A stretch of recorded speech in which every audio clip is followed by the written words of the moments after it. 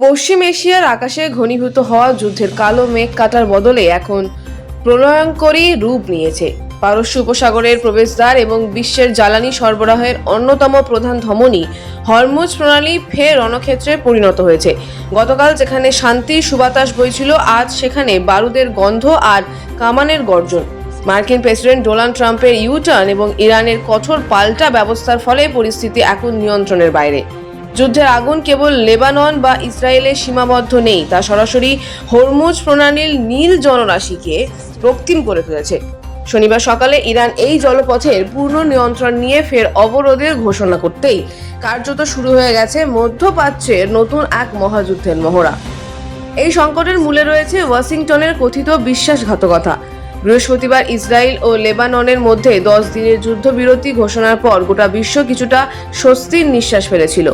ইরানও সদিচ্ছা দেখিয়ে শুক্রবার সমস্ত বাণিজ্যিক জাহাজের জন্য হরমুজ প্রণালী খুলে দেওয়ার সিদ্ধান্ত নিয়েছিল। কিন্তু এই শান্তির আবহ স্থায়ী হয়নি 24 ঘন্টাও। মার্কিন প্রেসিডেন্ট ডোনাল্ড ট্রাম্প অত্যন্ত আক্রমণাত্মক মেজাজে জানিয়ে দেন যে ইরানের সঙ্গে ওয়াশিংটনের কোনো চূড়ান্ত এবং 100% ট্রানজাকশন সম্পূর্ণ না হওয়া পর্যন্ত মার্কিন নৌ অবরোধ পূর্ণ শক্তিতে জারি থাকবে। অর্থাৎ ইরান জলপথ খুলে দিলেও আমেরিকা তার বন্দরে আসা যাওয়া করা জাহাজগুলোকে আটকে রাখবে। এই পদক্ষেপকে ইরান পিঠে ছুরিকা আঘাত হিসেবে দেখছে। ইরানের ইসলামিক রেভলিউশনারি গার্ড স্পষ্ট ভাষায় জানিয়েছে যে আমেরিকা তাদের প্রতিশ্রুতি ভঙ্গ করেছে।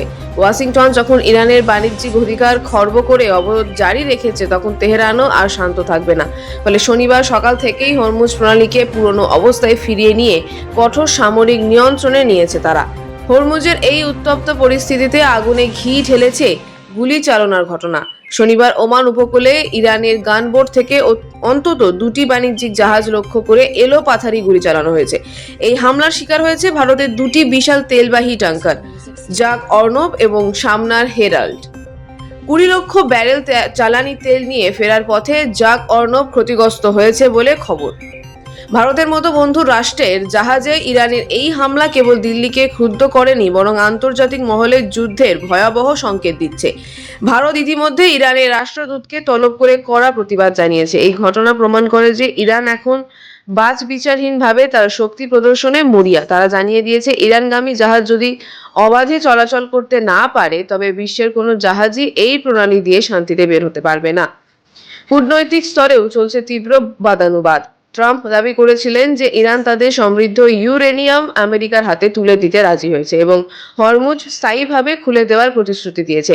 কিন্তু ইরানের পার্লামেন্ট স্পিকার মোহাম্মদ খালিবাফ সরাসরি ট্রাম্পকে মিথ্যাবাদী প্রতিপন্ন করেছেন। খালিবাফের মতে ট্রাম্প 1 ঘন্টায় 7টি দাবি করেছেন, যার প্রতিটি ভিত্তিহীন। ইরান সাফ জানিয়ে দিয়েছে তাদের পারমাণবিক অধিকার কারোর দয়া নয় এবং তারা কোনোভাবেই ইউরেনিয়াম আমেরিকার হাতে তুলে দিচ্ছে না। ট্রাম্পের সোশ্যাল মিডিয়া কূটনীতিকে জনগণকে বিভ্রান্ত করার অপচেষ্টা হিসেবে উড়িয়ে দিয়েছে তেহরান।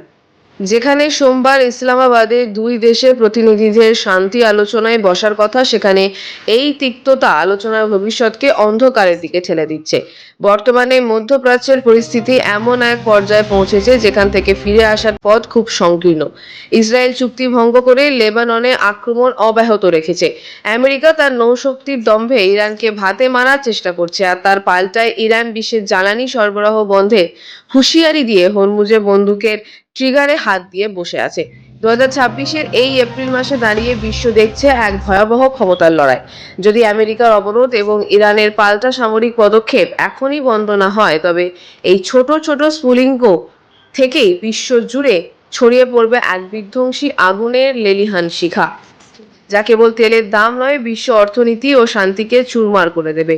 মধ্যপ্রাচ্য এখন এক জীবন্ত আগ্নেয়গিরি, যার প্রতিটি কম্পন জানান দিচ্ছে যে মহাপ্রলয় সমাসন্ন।